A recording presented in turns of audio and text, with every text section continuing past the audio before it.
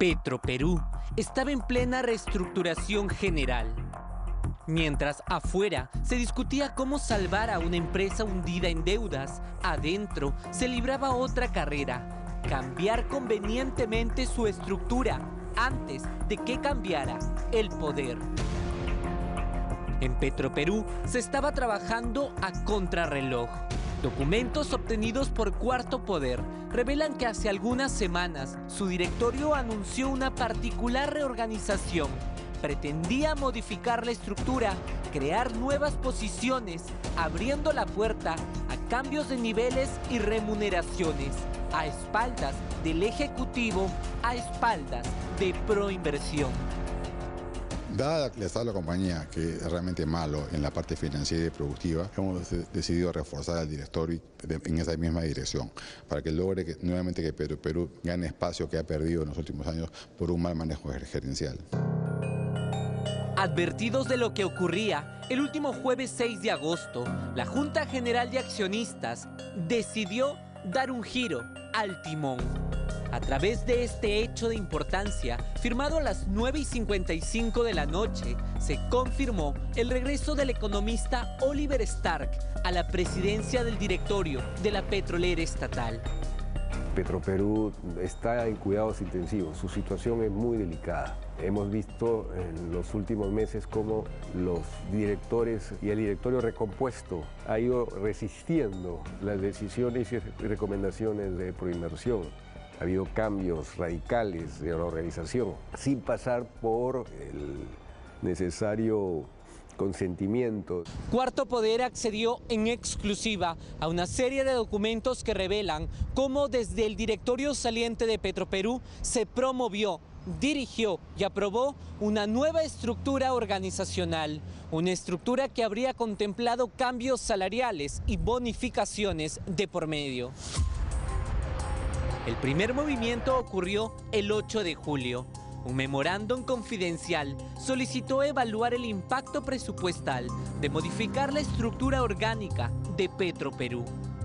24 horas después llegó una advertencia desde afuera. El equipo de transferencia del nuevo gobierno solicitó expresamente prudencia administrativa.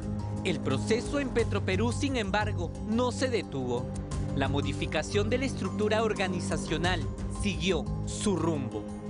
Alguien con poco criterio consideró que era bueno reestructurar la organización en el medio de una reestructuración de la empresa que la vas a separar en bloques patrimoniales. ¿Cómo una nueva organización y a espaldas del líder de la reestructuración, que es Proinversión, según la ley?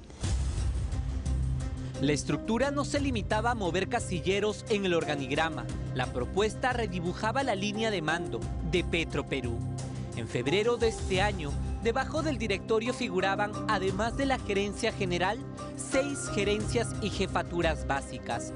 Un organigrama que para los miembros del directorio no habría sido suficiente.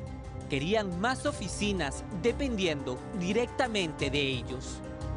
Con la nueva propuesta organizacional, ya no serían 6 gerencias, sino 8 las que trabajarían de la mano con el directorio. Entre los nuevos espacios resaltaban la gerencia de auditoría interna, la jefatura de prevención de lavado de activos y financiamiento del terrorismo y la gerencia de riesgo.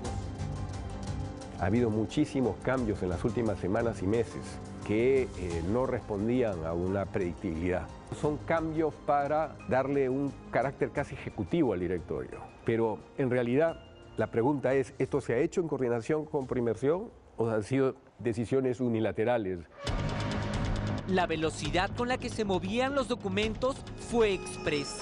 Había apuro, no solo para concretar la modificación, sino también para incluir aparentemente aumentos salariales.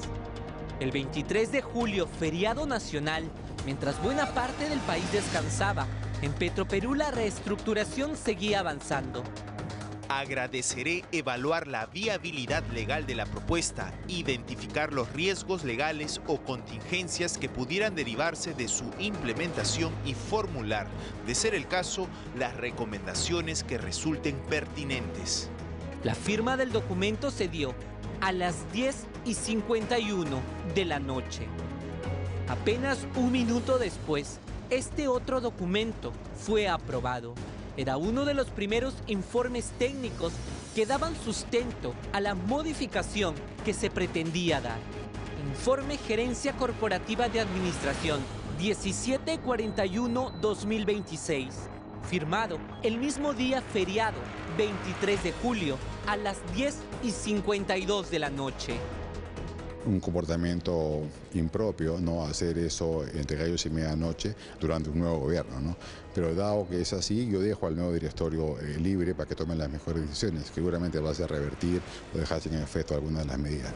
Pero ¿por qué tanta prisa para reorganizar el organigrama de una empresa que en ese momento ya estaba siendo reorganizada? Desde diciembre, el decreto de urgencia 010-2025 había encargado a Proinversión conducir este proceso y junto a la consultora internacional Deloitte ya se trabajaba en el diseño que debía definir el futuro de Petroperú. Lo que estamos viendo es un cortocircuito reiterado entre un directorio que resistía a Proinversión en su mandato especial de ser una especie de entidad que supervisa el proceso de reestructuración. No ha habido una amalgama, no ha habido una sinergia.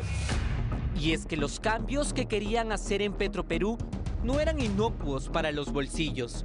Mover posiciones dentro de la estructura del organigrama significaba también cambios de nivel, de responsabilidades y de remuneraciones.